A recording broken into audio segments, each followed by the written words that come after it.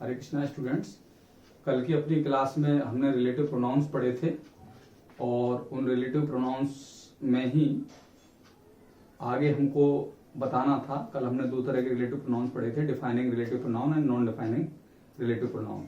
और उन दोनों तरह के प्रोनाउंस सारे एक ही होते हैं, बस यूज का डिफरेंस है। तो आज हम उनके यूज के डिफरेंसेस को समझ लेते हैं। तो सबसे पहले use of defining relative pronoun आज देखते हैं। तो फॉर थिंग्स, चीजों के लिए सब्जेक्टिव केस में आप विच का या दैट का यूज कर सकते हैं। किसका यूज कर सकते हैं? विच का या दैट का। और इसमें relative pronoun can't be left, मतलब ये बात आप ध्यान रखेंगे कि जब सब्जेक्टिव केस में विच और दैट का प्रयोग कर रहे हो रिलेटिव प्रोनाउन की तरह, तो इसमें रिलेटिव प्रोनाउन को छोड़ नहीं सकते। कुछ कंडीशन में रिलेटिव प्रोनाउन छोड़ा भी जाता है, वो हम बताऊंगा आपको।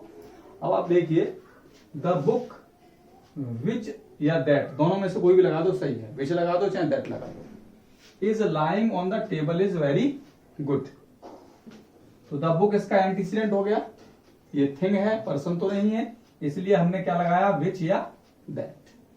तो विच या दैट क्या हो गया यहाँ पर? Relative pronoun. दोनों में से कोई भी एक लगाएंगे। दैट को मैंने इसीलिए ब्रैकेट में लिखा है। अब विच से शुरू होने वाली ये जो क्लॉज है टेबल तक आई, ये डिफाइनिंग रिलेटिव क्लॉज हो गई। तो यहां पर हमने रिलेटिव प्रोनाउन का यूज कर लिया, लेकिन विच और दैट को हम यहां पर हटा नहीं सकते। तो ये है सब्जेक्टिव केस का यूज, जब रिलेटिव प्रोनाउन सब्जेक्ट की तरह काम करेगा। दूसरा आता है आपका ऑब्जेक्टिव केस। ऑब्जेक्टिव केस में भी आप विच और दैट का ही प्रयोग करेंगे। वो कल टेबल जो बताई थी उसमें बता दिया है कि थिंग्स के लिए विच और दैट का यूज कर सकते हैं हम। तो इसमें भी विच और दैट का ही यूज करेंगे आप। अब इसमें आप ध्यान रखिए, relative pronoun can be left. Objective case में जब रिलेटिव प्रोनाउन को आप यूज करेंगे तो वहां पर उसे छोड़ा भी जा सकता है। और एक बात याद रखनी है, and if it is the object of the preposition, preposition is put in the end of the clause. अगर ये वर्ब की जगह प्रपोजिशन का ऑब्जेक्ट होता है तो उस कंडीशन में हमको प्रपोजिशन को क्लॉज के अंत में लगाना होता है। आप एग्जांपल देख लीजिए, द बुक विच या that you gave me is very good. जो तुमने मुझे दी बहुत अच्छी है। तो देखिए, विच या दैट में से दोनों में से किसी भी एक का हमने यूज कर लिया। दूसरा, the book you gave me is very good. देखिए, यहां हमने रिलेटिव प्रोनाउन को रिमूव कर दिया, रिलेटिव प्रोनाउन का यूज ही नहीं किया। No use of RP. तो कहने का मतलब ये है कि रिलेटिव प्रोनाउन को हम यूज ना भी करें तो भी कोई दिक्कत नहीं है, बशर्ते कि वो ऑब्जेक्टिव केस में हो। ऑब्जेक्टिव केस में रिलेटिव प्रोनाउन को छोड़ा भी जा सकता है, फिर भी ठीक है। दूसरा, वो प्रपोजिशन के ऑब्जेक्ट वाला बता रहा था मैं। दिस इज द कॉलेज विच या दैट ही वर्क्स इन। ये वो कॉलेज है जिसमें कि वो काम करता है, वर्क्स इन। तो प्रपोजिशन कहां है? क्लॉज के एंड में। और यहां भी ऑब्जेक्टिव केस में है, तो इसलिए this is the college he works in, यहां भी हमने आरपी यूज नहीं किया। तो ये दोनों ही कंडीशन में हम आरपी को ले सकते हैं। आरपी को यूज कर भी सकते हैं, और अगर करना नहीं चाहते तो ना भी करो तो भी कोई बात नहीं। क्यों? कि ऑब्जेक्टिव केस में रिलेटिव प्रोनाउन को हम छोड़ सकते हैं, लेकिन सब्जेक्टिव केस में ऐसा नहीं कर सकते। सब्जेक्टिव केस में लिखा है relative pronoun can't be left, छोड़ा नहीं जा सकता। ठीक। तीसरी बात, पजेसिव केस। पजेसिव केस में ऑफ, विच या हुज का यूज होता है थिंग्स के लिए।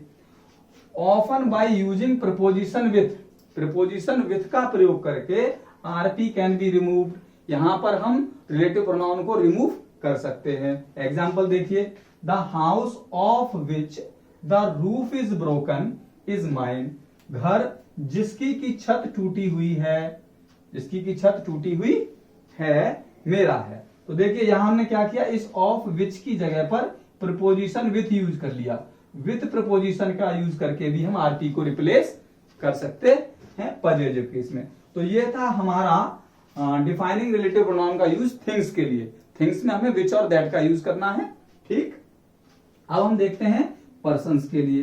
पर्सन्स में सब्जेक्टिव केस में क्या यूज करते हैं? हु या दैट। क्योंकि मैंने बताया भी उस टेबल में कि दैट का प्रयोग तो हम थिंग्स के लिए भी कर सकते हैं और पर्सन्स के लिए भी कर सकते हैं। तो यहां पर भी वही बात है, हु और दैट का हम यहां पर यूज कर सकते हैं। लेकिन एक बात ध्यान ये रखेंगे, यदि सुपरलेटिव डिग्री आ रही हो एडजेक्टिव की, एनी आ रहा हो, ओनली आ रहा हो, सेम आ रहा हो, ऑल आ रहा हो, नथिंग आ रहा हो, तो उस कंडीशन में हु की जगह पर दैट का उपयोग ज्यादा बेहतर माना जाता है। देखिए the boy who quarrelled with you has come. तो देखिए यहाँ हु हो गया आपका रिलेटिव प्रोनाउन, किसके लिए लगा, बॉय के लिए। बॉय है एंटीसीडेंट, बॉय क्या हो गया, एंटीसीडेंट हो गया। और एंटीसीडेंट जब पर्सन होगा तो हु लगेगा। एंटीसीडेंट अगर थिंग होती तो क्या लगाते हम, विच लगाते, ठीक है ना।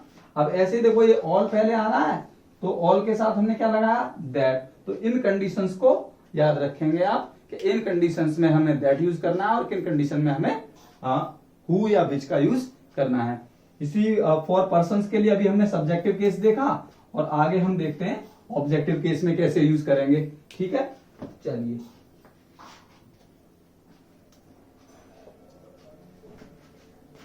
हाँ, तो अभी हमने पर्संस का यूज देखा सब्जेक्टिव केस में। अब पर्संस का हम ऑब्जेक्टिव केस में जब यूज करेंगे तो whom या दैट का यूज करेंगे, जबकि थिंग्स के लिए किसका यूज करते थे, विच का या दैट का।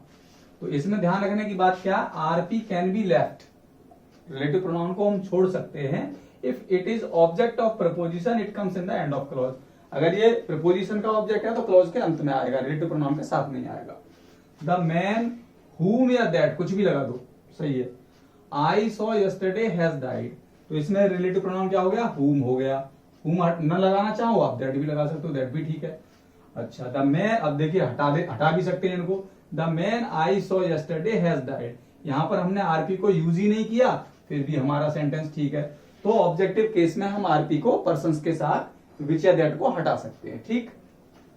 दूसरा देखिए आप पजेसिव केस में, पजेसिव केस में पर्संस के साथ क्या यूज करेंगे हम, हुज का करेंगे, जबकि थिंग्स में क्या करते थे, विच या ऑफ हुज का।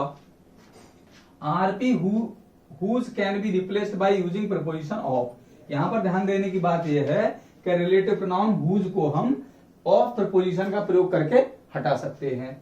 The boy whose pen you have taken, लड़का जिसका कि पेन तुमने लिया है, इज वेरी एंग्री, बहुत नाराज है, ठीक है। अब यहां पर हमने हुज आरपी लगाया क्योंकि पजेसिव केस का है, ठीक है। अब यहां पर भी हमने देखो यहाँ ऑफ का यूज करके आरपी हुज को रिप्लेस कर दिया, ठीक है। The boy you have taken the pain of is very angry, तो ऑफ प्रपोजिशन का यूज करके हम आरपी को रिमूव कर सकते हैं पजेसिव केस में। अगला ये हो गया हमारा डिफाइनिंग रिलेटिव प्रोनाउन का पूरा यूज। अब हमको देखने हैं use of non defining relative pronoun. Use of non defining relative pronoun में भी हमें यही देखना है कि किस तरह से इसमें हमें सब्जेक्टिव केस में थिंग्स के लिए कैसे यूज करना है और पर्संस के लिए कैसे यूज करना है। तो फॉर थिंग्स पढ़ते हैं हम पहले। थिंग्स के लिए सब्जेक्टिव केस में क्या यूज करेंगे, विच। लेकिन यहां ध्यान यह देना है कि सब्जेक्टिव केस में जब आपने डिफाइनिंग रिलेटिव प्रोनाउन पढ़ा था तो दैट का भी यूज कर सकते थे, लेकिन नॉन डिफाइनिंग में दैट का यूज नहीं कर सकते, ठीक, पहली बात। अब देखिए the Taj which is in Agra is a wonderful thing, तो ताज के लिए हमने क्या यूज किया, विच का यूज किया, ठीक। और लेकिन यहां पर हम दैट का यूज नहीं कर सकते, जबकि डिफाइनिंग रिलेटिव प्रोनाउन में आप यहां पर दैट का भी प्रयोग कर सकते थे। तो ध्यान देने की बात यह है कि नॉन डिफाइनिंग रिलेटिव प्रोनाउन की तरह जब आरपी यूज हो रहा होगा तो उसमें दैट का यूज नहीं होगा। ऑब्जेक्टिव केस में किसका यूज करोगे आप, विच का। वहां पर विच के साथ दैट भी यूज कर सकते थे, लेकिन यहां पर विच के अलावा दैट का यूज नहीं कर सकते और यहां पर आरपी को छोड़ा भी नहीं जा सकता, जबकि वहां ऑब्जेक्टिव केस में हम रिलेटिव प्रोनाउन को छोड़ सकते थे डिफाइनिंग रिलेटिव प्रोनाउन में, लेकिन इसमें हम नहीं छोड़ सकते। इंग्लिश विच आई डिसलाइक, अंग्रेजी जिसे कि मैं नापसंद करता हूं, इज ए कंपलसरी सब्जेक्ट। तो यहां पर आप विच को हटा नहीं सकते, जबकि उसमें हटा सकते थे आप डिफाइनिंग वाले में। यहां विच को हटा नहीं सकते और दैट का प्रयोग नहीं कर सकते, सिर्फ विच ही आरपी की तरह यूज होगा। If RP is object of the preposition, preposition comes before RP. उसमें अगर रिलेटिव प्रोनाउन प्रपोजिशन का ऑब्जेक्ट होता था तो वहां पर प्रपोजिशन बाद में आता था, क्लॉज के अंत में आता था, लेकिन यहां पर प्रपोजिशन रिलेटिव प्रोनाउन से पहले आएगा, ये ध्यान रखना है हमको। द पोस्ट फॉर विच, देखो रिलेटिव प्रोनाउन से पहले ही फॉर आ गया। The post for which I applied is a temporary one, यहां पर भी आप दैट को तो यूज कर ही नहीं सकते। तीसरा देखिए पजेसिव केस में ऑफ विच या हुज का यूज कर सकते हैं। हुज खास करके एनिमल्स के लिए यूज हो जाता है और एनिमल्स को हम थिंग्स में ही कंसीडर करते हैं। His book of which the first chapter is missing is useless for me, तो यहां पर हमने क्या यूज किया, ऑफ विच। पजेसिव प्रोनाउन में पजेसिव केस में क्या यूज करेंगे, आरपी, ऑफ विच, ठीक है, अब देखते हैं हम पर्सन्स के लिए। आइए अब हम पर्सन्स के लिए देखते हैं नॉन डिफाइनिंग रिलेटिव प्रोनाउन का प्रयोग। पर्सन्स के लिए सब्जेक्टिव केस में हम हु का प्रयोग करेंगे। ध्यान रखेंगे नॉन डिफाइनिंग में मैंने बताया दैट का यूज तो कर ही नहीं सकते, दैट का यूज नहीं करेंगे। Ram who was in England has come back now, तो सब्जेक्टिव केस में तो हु ही लगेगा, तो हु आपका रिलेटिव प्रोनाउन हो गया यहाँ पर, राम के लिए यूज हुआ, राम इसका एंटीसीडेंट हो गया। ठीक, ऑब्जेक्टिव केस में हुम का यूज करेंगे। हुम वाले में भी that is not used, that का प्रयोग नहीं कर सकते। दूसरी बात, आरपी कांट बी लेफ्ट, मतलब रिलेटिव प्रोनाउन को आप छोड़ नहीं सकते, जबकि डिफाइनिंग रिलेटिव प्रोनाउन में आप रिलेटिव प्रोनाउन को छोड़ सकते थे, इसमें नहीं छोड़ेंगे। If it is object of preposition, यदि ये प्रपोजिशन का ऑब्जेक्ट है तो प्रपोजिशन आरपी से पहले माने रिलेटिव प्रोनाउन से पहले आता है। देख लीजिए एग्जांपल से, my brother whom you met yesterday is a good singer। My brother, brother antecedent हो गया तो इसके लिए whom लगा, जिससे कि तुम मिले, तो ऑब्जेक्टिव केस में है क्योंकि सब्जेक्ट तो you हो गया इसमें, तो ऑब्जेक्टिव केस में तो whom आ गया। whom you met yesterday is a good singer। My brother to whom, यहां पर प्रपोजिशन का ऑब्जेक्ट है तो टू whom, तो टू कहां आया, प्रपोजिशन रिलेटिव प्रोनाउन के पहले आ गया। ठीक है, तो ये तीनों बातें क्लियर होगी, अलग अलग डॉट से तीनों बातें बताई गई हैं। एक डॉट का मतलब नंबर 1 2 3। पॉजिटिव केस में हुज का ही प्रयोग करेंगे, किसी और का प्रयोग नहीं करेंगे। My brother whose car has been stolen is a police officer, तो इसमें माई ब्रदर एंटीसीडेंट है, इसका हुज कार ही पॉजिटिव केस हो गया। अब मैंने एक ये सिस्टम बनाया है, हल्का सा एक समराइज करने की कोशिश करिए, उसे आप देख लीजिए। अगर एंटीसीडेंट आपका ह्यूमन है तो सब्जेक्टिव केस में हु का प्रयोग करोगे, इसकी कंडीशन ये होती है कि रिलेटिव प्रोनाउन के तुरंत बाद वर्ब आ रही होती है। ठीक, दूसरी बात, अगर एंटीसीडेंट ह्यूमन है तो ऑब्जेक्टिव केस में हुम का यूज करोगे, इसकी कंडीशन क्या होती है, रिलेटिव प्रोनाउन के बाद सब्जेक्ट होता है फिर वर्ब आती है। जैसे the boy whom you like, तो हुम आरपी हो गया, यू इसका सब्जेक्ट हो गया, लाइक वर्ब हो गई। ठीक, और तीसरा, अगर एंटीसीडेंट ह्यूमन है तो हुज का प्रयोग करोगे आप पॉजिटिव केस में, इसकी कंडीशन क्या होती है कि आरपी के बाद पॉजिटिव केस का नाउन आता है, उसके बाद वर्ब आती है। The boy whose book has been stolen, लड़का जिसकी की किताब, तो देखो हुज आरपी हो गया, बुक पॉजिटिव केस का नाउन हो गया, उसके बाद हैज बीन वर्ब हो गई। अगर नॉन ह्यूमन है आपका एंटीसीडेंट तो उस कंडीशन में आप विच का यूज कर सकते हैं, in all cases, subjective objective positive तीनों केसेस में ये यूज कर सकते हो। यदि आपका जैसे the boy which has been lost is mine, किताब जो खो गई थी, तो इस बुक एंटीसीडेंट नॉन ह्यूमन है तो आपने विच आरपी लगा दिया।